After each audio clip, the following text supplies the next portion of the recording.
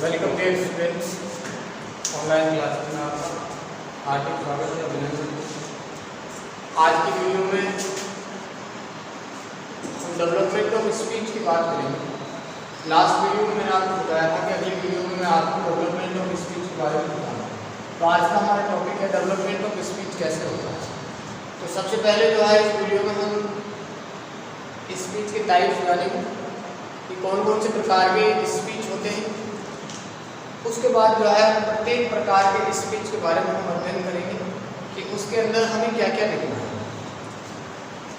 तो वीडियो शुरू करते हैं। हेडिंग है types of speech on the base of topic. अगर हम टॉपिक के आधार पर स्पीच की बात करते हैं तो स्पीच जो है वो 5 प्रकार के होते हैं।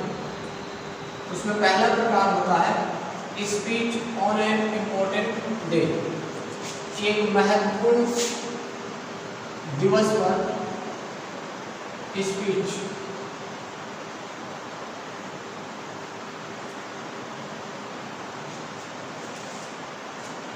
और इसका मैं आपको एक एग्जाम्पल बताता हूँ, जैसे एनुअल फंक्शन,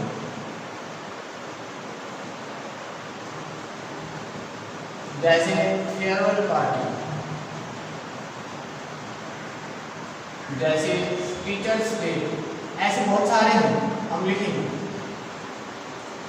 तो ये इसके उदाहरण हैं। दूसरा जो प्रकार है स्पीच ऑन ग्रेट पर्सन्स। कोई महान विद्वान हुआ, कोई व्यक्ति हुआ, कोई साइंटिस्ट हुआ, जिसको हम महान की श्रेणी में रखते हैं, उस पर स्पीच लिखना है। एक महान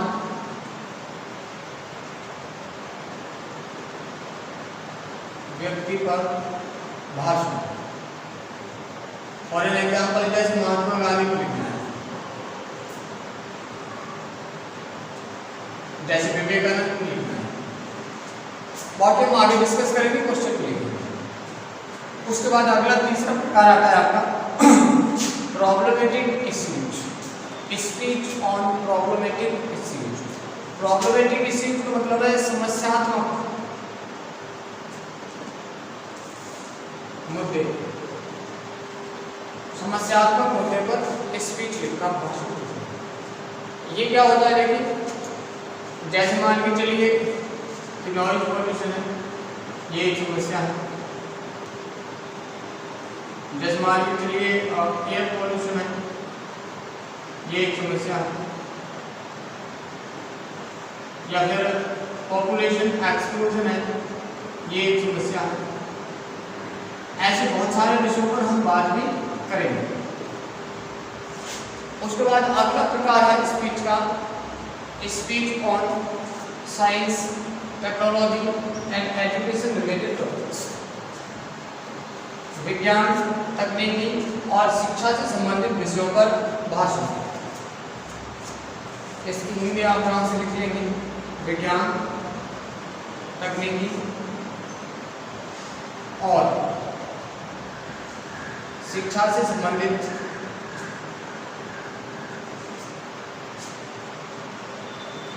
विषयों पर निबंध, स्पीच, भाषण। जैसे मान के चलिए कि साइंस इज ए बोन और कर्स, ये एक विषय है।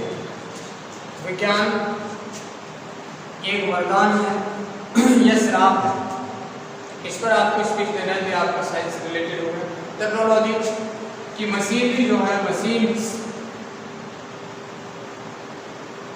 आर यूजफुल और हार्मफुल, इस विषय पर आपको लिखना है। या फिर इंटरनेट पर लिखना है। ऐसे बहुत सारे विषय पर बात करेंगे। और शिक्षा से संबंधित, जैसे मान के चलिए कि बैड इफेक्ट्स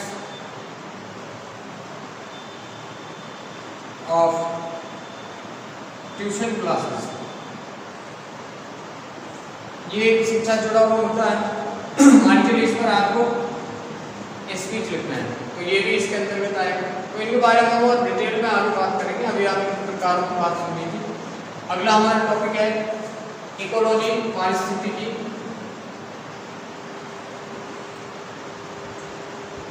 और हेल्थ और स्वास्थ्य से संबंधित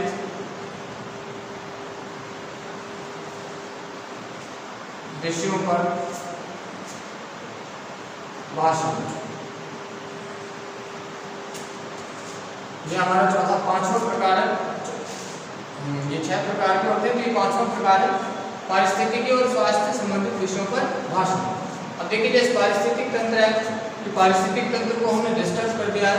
मान के चलिए उसके बारे में लिखना है इन बैड इम्पैक्ट्स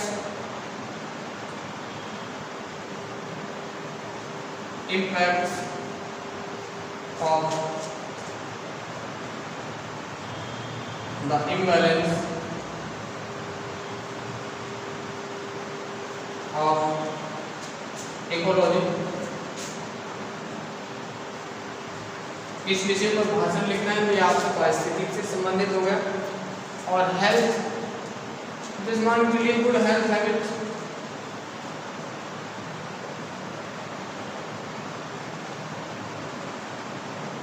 इस विषय पर आपको भाषण लिखना है, तो आपका हेल्थ से जुड़ा हुआ होगा। उसके बाद आपका लास्ट है जनरल टॉपिक्स। अब इनके अलावा जो भी विषय बचते हैं वो सारे हमारे आएंगे जनरल टॉपिक्स के अंदर। जैसे मान के चलिए हमने ले लिया डार्विन सिस्टम, हमने लिख दिया इम्पोर्टेंस ऑफ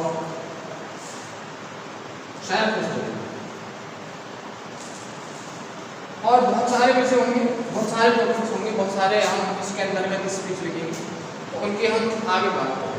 तो ये आपके 6 प्रकार थे। मैंने शुरू में 5 बोला था, गलती से भूल गया था। ये 6 प्रकार थे। तो ये 6 प्रकार के जो टॉपिक हैं जिन पर आपको स्पीच लिखना है, उन पर स्पीच लिखना सीखना है। बाकी सब तो आप जानते हैं, केवल आप स्पीच का यहाँ पे एक पार्ट डालेंगे और वो है डेवलपमेंट ऑफ स्पीच। तो अभी हम पहला देखते हैं कि अगर हमें पहले वाले विषय पर स्पीच लिखना है तो हमारे स्पीच के डेवलपमेंट में क्या क्या लिखा जाए। यानी कि हमारा पहला टाइप है speech on an important day. अब इम्पोर्टेंट डे पे मान के चलिए हमें स्पीच लिखना है, तो हमारा जो डेवलपमेंट ऑफ स्पीच होगा उसमें हमें क्या क्या लिखना है। तो उसमें हम पहला पॉइंट जो होगा वो लिखेंगे, देखिए इंट्रोडक्शन, परिचय, या इसको हम प्रस्तावना बोलेंगे। यहाँ प्रस्तावना या भूमिका, the purpose of the gathering. और इसमें आप क्या लिखेंगे कि जो आप वहाँ एकत्रित हुए हैं, जो आपने सभा की है, उसका इकट्ठे होने का उद्देश्य क्या है। एकत्रित होने का उद्देश्य, अगर आप इसका उद्देश्य लिख देंगे तो आपका इंट्रोडक्शन जो है वो पूरा हो जाएगा।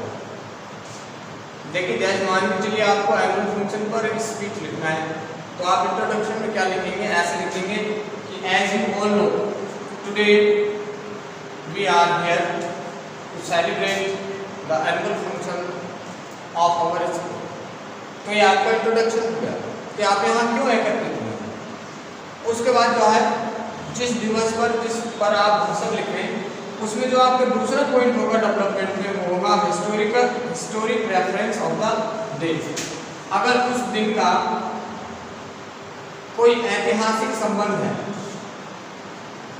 तो उसको आप यहाँ पर लिखें, ऐतिहासिक संबंध। अब एनुअल फंक्शन का कोई ऐतिहासिक संबंध नहीं है तो नहीं लिखेंगे। टीचर्स डे मान के चलिए लिख रहे हैं, तो उसका आप हिस्टोरिकल रेफरेंस क्या लिखेंगे कि टीचर्स डे क्यों मनाया जाता है। ये हमारे देश के भूतपूर्व राष्ट्रपति डॉक्टर एस सर्वपल्ली राधाकृष्णन के जन्मदिन के उपलक्ष्य में मनाया जाता है। वो हमारे देश के सबसे पहले एक शिक्षक थे, उसके बाद वो राष्ट्रपति बने। तो जब वो राष्ट्रपति बने तो उन्होंने शिक्षकों को सम्मान देने के लिए ये घोषणा करवाई कि मेरे जन्म दिवस को प्रत्येक वर्ष शिक्षक दिवस के रूप में मनाया जाएगा। तो ये आपका उसका हो जाएगा दिन का ऐतिहासिक संबंध। उसके बाद हम अदर रिलेवेंट आइडियाज, दूसरे संबंधित विचार या अन्य संबंधित विचार, इस विषय से संबंधित जो भी हम विचार व्यक्त करना चाहते हैं उनको हम यहाँ पर लिखेंगे। जैसे मान के चलिए कि एनुअल फंक्शन लिख रहे हैं, तो एनुअल फंक्शन के बारे में हम क्या लिखेंगे कि ये जो है प्रत्येक वर्ष मनाया जाता है। हिस्टोरिक जो मेरिटोरियस विद्यार्थी हैं उनको सम्मानित किया करने की परंपरा चली आ रही है। एनुअल रिपोर्ट पढ़ी जाती है और इस दिन बच्चे जो है वो बड़े उत्सव के मूड में रहते हैं, थोड़ा एंजॉयमेंट भी करते हैं, थोड़ा रिफ्रेशमेंट भी होता है। इस तरीके से आप अन्य संबंधित विचार इसमें लिख सकते हैं। जैसे मान के चलिए आपको टीचर्स डे पे लिखना है, तो आप लिखेंगे कि भाई टीचर जो है हमारे देश में क्या स्थान रखता है, उसका क्या करना चाहिए, सम्मान करना चाहिए, नहीं करना चाहिए, जो भी ऐसे विचार हैं वो सब आपको इसमें लिखते हैं। उसके बाद इंस्पिरेशनल मैसेज, प्रेरणादायी संदेश, इस दिन से हमें क्या प्रेरणा लेनी चाहिए, आप क्या संदेश जो है श्रोताओं को, ऑडियंस को, जिनको आप स्पीच दे रहे हैं उनको आप क्या संदेश देना चाहते हैं, वो आप उसके बारे में यहाँ पे लिखेंगे। और लास्ट में आपको इस डेवलपमेंट ऑफ स्पीच के पार्ट में आपको इन सब का कंक्लूजन लिखना है, निष्कर्ष, कि आपने जितने भी विचार उसमें लिखे उन सब का निष्कर्ष क्या निकाला आपने, वो आपको इस लास्ट पार्ट में लिखना है। इस तरीके से जो है आपका जो है जो पहला टाइप है स्पीच का, इन सारे पॉइंट्स को लिखने के बाद वो आपका कंप्लीट हो जाएगा। अब आप इसका एक स्क्रीनशॉट ले लें चाहे तो।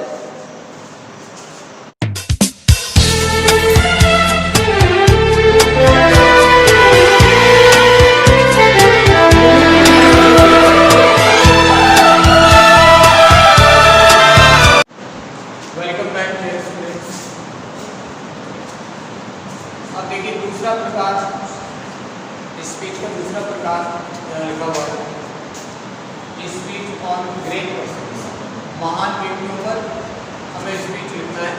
तो हमारे स्पीच के डेवलपमेंट में क्या होगा, फॉर्मेट तो आप जानते ही वो पहले आपके पास लिखा हुआ है।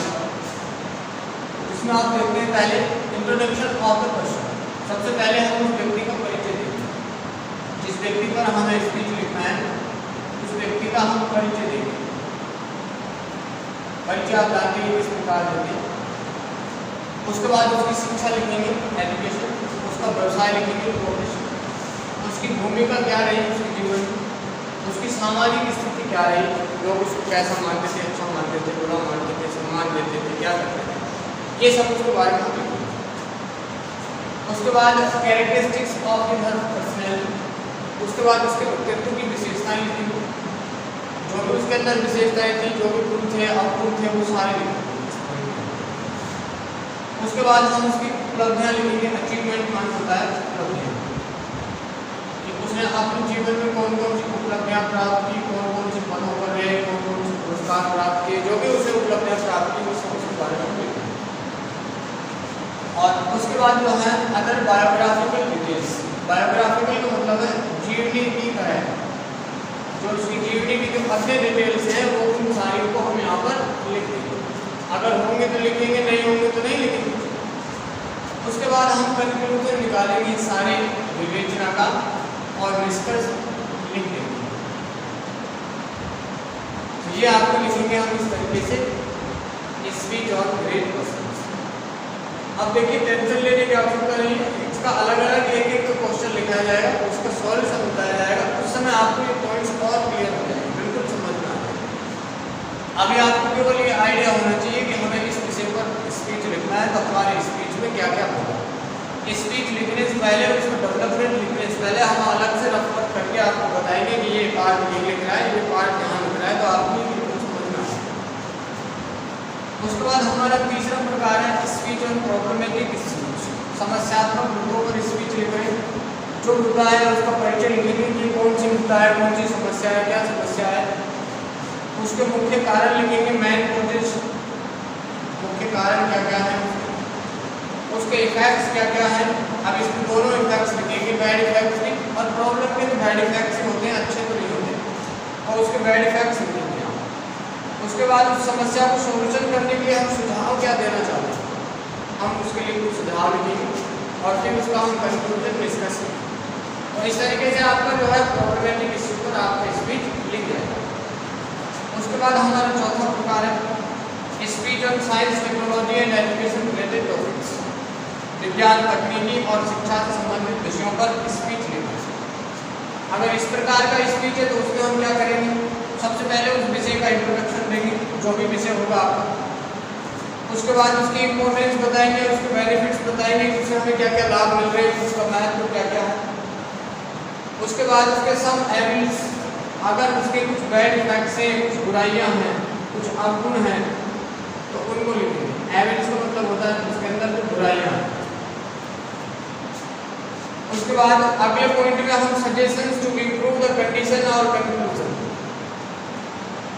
वो जो है अगर उसमें हमें कुछ सुझाव देने, उसकी स्थिति अगर खराब है, बेकार है, अगर वो लाभकारी नहीं है, हानिकारक है, तो उसको सुधारने के लिए हम क्या क्या सुझाव देना चाहते हैं वो हम इस पॉइंट के अंतर्गत लिखेंगे और लास्ट में इन सबका हम कंक्लूजन लिख देंगे।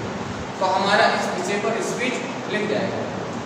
उसके बाद हमारा पांचवा प्रकार है speech on ecology and health related topics, पारिस्थितिकी और स्वास्थ्य से संबंधित विषयों पर स्पीच लेखन। इस प्रकार का स्पीच लेखन है तो उसमें आपके कौन कौन से बिंदु होने चाहिए।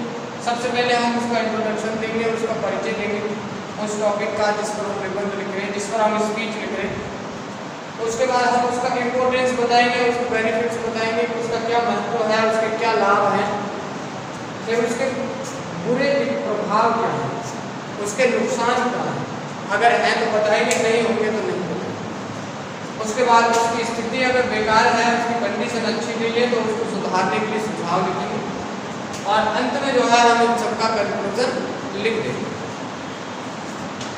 उसके बाद हमारा लास्ट टॉपिक है इसका स्पीच और जनरल टॉपिक्स, सामान्य विषयों पर स्पीच लिखना। अगर इस प्रकार का कोई विषय है, हम उस पर स्पीच लेखन कर रहे हैं, तो हम उसका इंट्रोडक्शन लिखेंगे और उसकी इंट्रोडक्शन में प्रोवर्ब, मीडियम या फेमस कोटेशन, या तो किसी लोकोक्ति से, मुहावरे से, या फिर फेमस कोई उक्ति है किसी फेमस व्यक्ति के द्वारा, किसी प्रसिद्ध व्यक्ति के द्वारा उसके बारे में कुछ कहा गया है, तो वहाँ से हम इसका इंट्रोडक्शन शुरू करेंगे। उसके बाद मैन एंड अदर प्रोजेक्ट्स, जो उसके मुख्य कारण है या फिर तो अन्य कारण है, उन सबकी हम विवेचना करेंगे।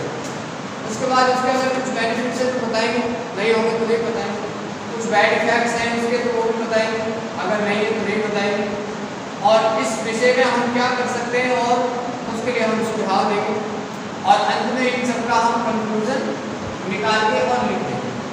तो ये आपके 5 प्रकार के जो है वो जो है आपके स्पीच के प्रकार हो गए। अब इसके बाद जो है अगली जो वीडियो आएगी उसमें हम आपको एक एक प्रकार बताएंगे, उसका क्वेश्चन लिखेंगे और उसका आंसर मैं आपको बताऊंगा। इनके लिए हम अलग से रफ वर्क करके उसको लिखेंगे, जिससे आपको एक एक पार्ट जो है वो समझ में आ जाएगा।